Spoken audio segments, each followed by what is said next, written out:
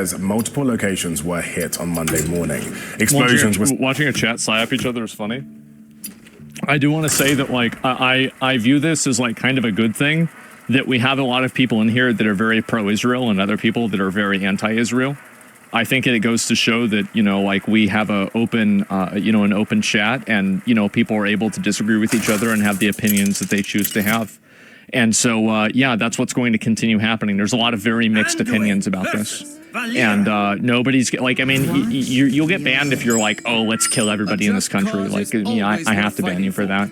But, like, other than that, you can say whatever you want. You can have whatever opinion you want. Yeah, it's not an echo chamber. Yeah, there's a lot of people that disagree. Seen in the coastal city of Haifa, where missiles hit near an oil refinery. Central Israel's power grid was also damaged in the latest of the back and forth strikes over the weekend. Israeli officials say at least 23 people have now been killed since Iran's retaliation began. Jesus. Meanwhile, in Iran, at least 224 people have been killed in Israeli airstrikes since Friday. That's according to the country's Ministry of Health. The IDF vows their strikes will only get more intense from here, but Iran's president says the country's response will escalate as well, putting more innocent lives at risk. Yep. Israel knows no boundaries. They intrude wherever they want with permission from America. We are by no means seeking to expand the war, but naturally, as our army, our power... This is what I've noticed a lot. And I'll say this again, it seems pretty evident that a lot of Iranian hate, or the Iranian government hating America, is because Israel is an extension of America. Like, if Israel wasn't in the picture and Israel, like, for some reason didn't exist, would Iran still have the same hate for America? I don't really think so. I mean, I'm sure they'd still hate us for sure, but it wouldn't even be nearly as precise and demonstrated. Absolutely not. Well, I'm sure they wouldn't like. No. Well, I'm saying, like, I don't think they would be calling us the Great Satan as much, because we're on the other side of the world. They'd be more worried about their current local problems. It's just, I mean, what are we thinking about? IRGC and our dear people have shown appropriate responses have been given so far. The more they try to escalate, naturally, the responses will become tougher and more severe. I'm surprised that I have any pushback for this topic.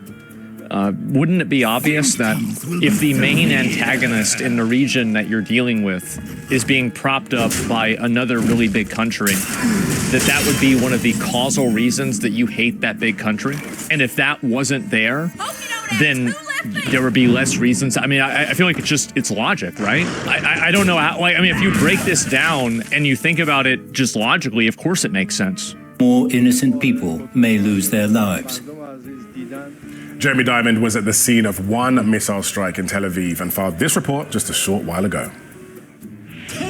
I'm at the site of an Iranian ballistic missile attack in central Tel Aviv. This ballistic missile struck this area in the early hours of this morning, severely damaging 3 residential buildings right behind me. As you can see, in this whole street is littered with debris as rescue crews move in and out, still trying to assess the damage, to find anybody who might be trapped under the rubble, and also to get people out of their apartments. Remind me about watching the Jets video after this, okay? After this video, I'll watch the Jets thing. The folks who have arrived here to try and get back inside to get some of their belongings and to make sure that their loved ones are okay. This is one of 4 ballistic missile attack sites in central Tel Aviv alone. In addition, there was a ballistic missile attack in northern Israel in Haifa as well. More than 70 people were injured in these attacks, according to Magen David Adom, Israel's National Rescue Services. And of course, we are seeing that these attacks are continuing to escalate, and concern is rising here in Israel about the number of casualties and how many more may come. Jeremy Diamond, CNN, Tel Aviv. Yeah, you don't have any military intelligence information, not locally or globally. You don't know how these connections work together. Based off of your grammar, neither do you. So you have plenty of people that want to tell me that I don't know what I'm talking about, but, like, I mean, again, so there's 2 universes, right? You are either understanding and knowing classified information and bringing it up in a Twitch chat for an argument, or you're a shit-talking retard that knows just as much as everybody else does, and you just have a different opinion on it. I wonder which one it is. Let's dig deeper. CNN's Paula Hancock is now joining me from Abu Dhabi. Paula, thanks for being with me again. We appreciate it. Things are moving so quickly. You're right. If we were streaming War Thunder, the first option would be more likely. Across the region. Tell me, what is the latest that you're seeing now? Well, Ben, we are seeing the casualty figures going up in Israel, for example, now at 23. The early hour barrage of hundreds of missiles from Iran did hit a number of different areas. Tel Aviv, as Jeremy was showing you there, and also central Israel and some of the coastal areas as well. Now, we know that in Haifa, for example, alongside the coast, that city, there are still fires burning in some areas. There were some missiles that hit, or at least one hit close to an oil refinery in Well, I thought it Haifa. actually hit the refinery. I mean, when I saw the video, it looked like there were a lot of, there was a lot of cascading fires and explosions after the missile hit. I think they hit the refinery, didn't they? It sure seems like they did. Itself. Now, a number of residential buildings across the country have been impacted. We understand from authorities that most of the missiles are being intercepted, but we are seeing that a number are getting through, certainly Tehran by fire. I mean, if I look at this, I've been paying attention to this and watching this every single day for hours every day. Iran is getting more and more missile strikes through every single day. This is undeniable. Why is that? It's hard to know, but the outcome is very evident. Hundreds of missiles at the same time is hoping to overwhelm and overpower the missile defense systems of Israel. Now, when it comes to what is happening in Iran, we are seeing panicked residents in Tehran try to get out of the city. That we have seen gridlock on the roads heading north, a more rural and isolated area many people are trying to get to. Gas stations are overcrowded as well, as many are trying to escape the areas they believe may be more dangerous. Now, we've heard from the Israeli military, not a surprise there, that Iranian residents should move away and evacuate if they live anywhere near a weapons production facility, because they say that that is a target. This was announced on Sunday, and then just a matter of hours later, an announcement came from the Iranian authorities telling Israeli residents to move and evacuate if they are anywhere near the Israeli military.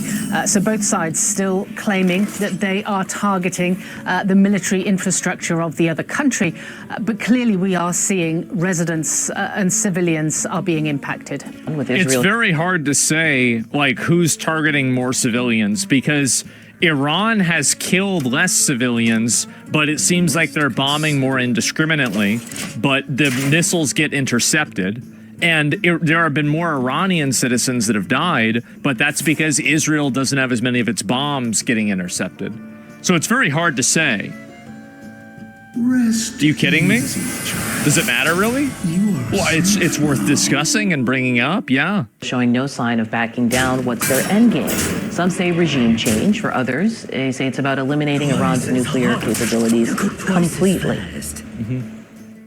We've set them back dramatically, but not enough. And that's why this series of strikes is not going to end today or tomorrow, but only at a period of time which may take weeks, when we are absolutely certain that the nuclear infrastructure, with the intention of weaponizing and threatening Israel, is terminated.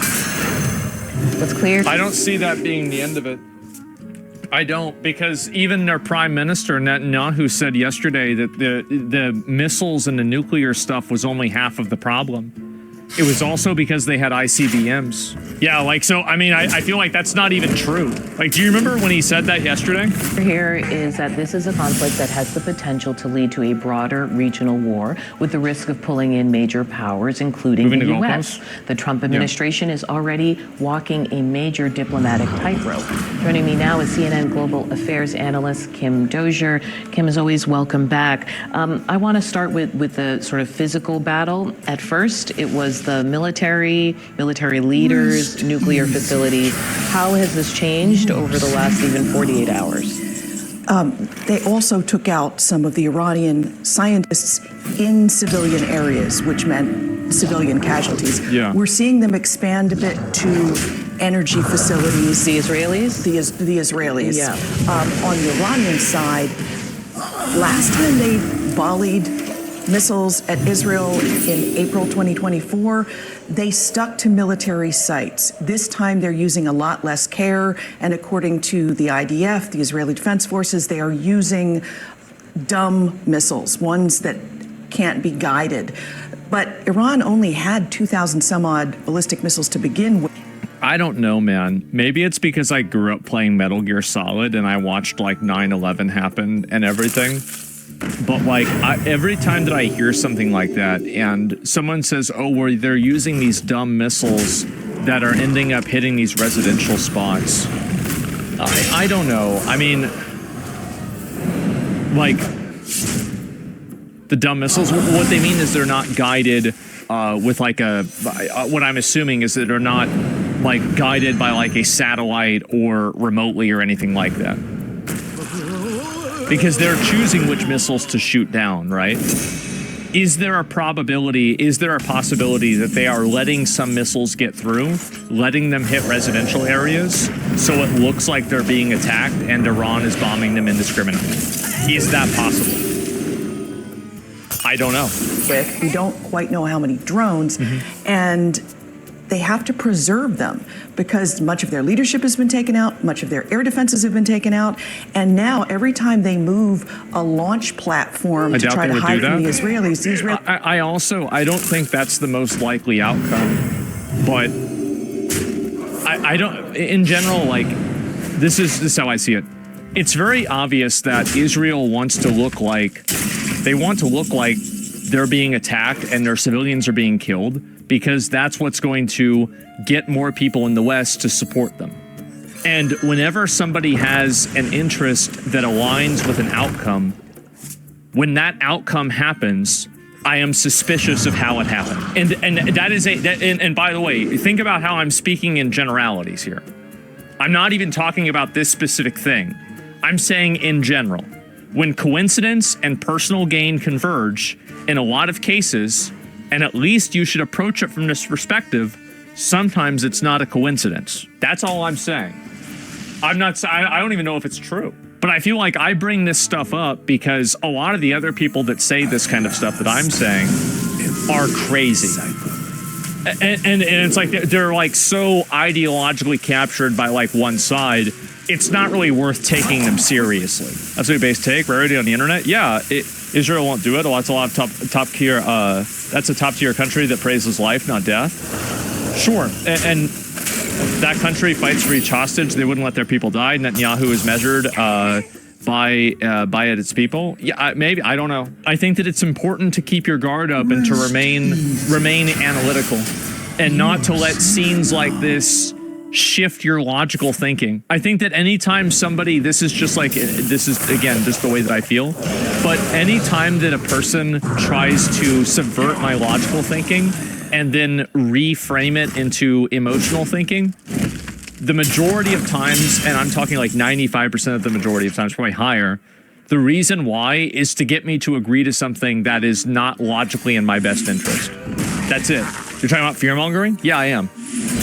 And so, of course, I think like this. So anytime that I see something like this, my guard immediately goes up. Israelis are watching and taking those out.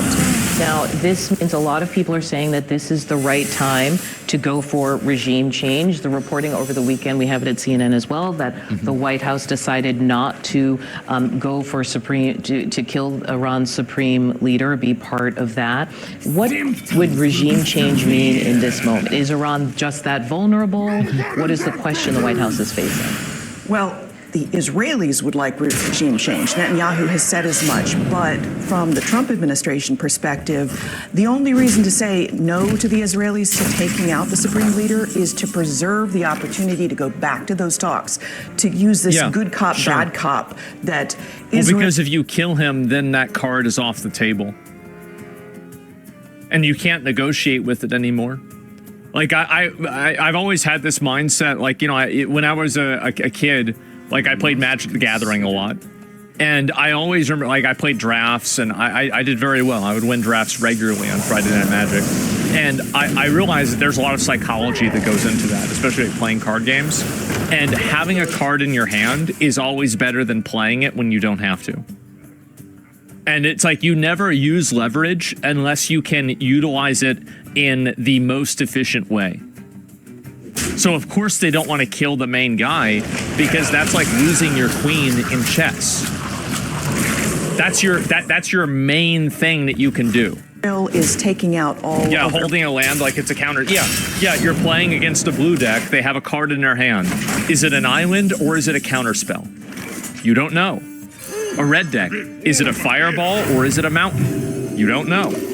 Iran's military, but also economic might, That's what it needs to survive, that's how I think. And then saying, okay, Magic the you've Gathering. got to Geeky negotiate with hey. us to keep your people fed. And keeping the Supreme Leader alive preserves that possibility, but I think it underestimates the pride of the Iranian regime having been taken out like this. I don't think they'll be back to peace talks anytime soon. Yeah, we've heard so much from about Israel and the idea of the Operation Roaring Lion, but I actually was thinking about something else, which is this idea of like the octopus doctrine, that Iran was at the center of something with many tentacles that was always threatening to Israel. What do you see now with this latest